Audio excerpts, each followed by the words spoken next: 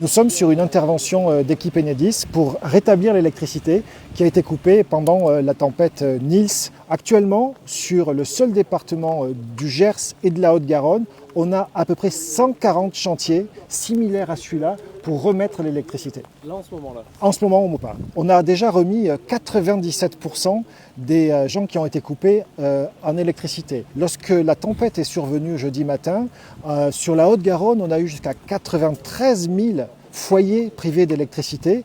Il en reste aujourd'hui plus que 2000. Et là, on est sur de la dentelle finalement. Il faut qu'au cas par cas, quartier par quartier, chaque fois qu'il y a un problème, il faut qu'on intervienne de manière spécifique, qu'on identifie le problème, qu'on prenne toutes les mesures de sécurité pour rétablir l'électricité, qu'on envoie nos équipes et qu'ils puissent faire le travail qu'ils font aujourd'hui.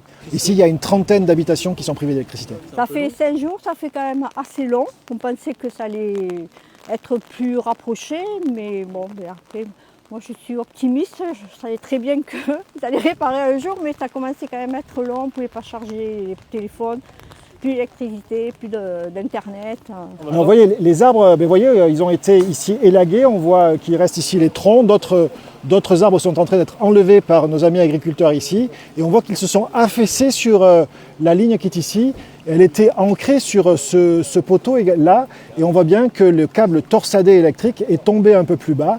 Et évidemment, lorsqu'il est tombé, ça a déclenché les protections, la sécurité, ce qui a coupé l'électricité dans le quartier.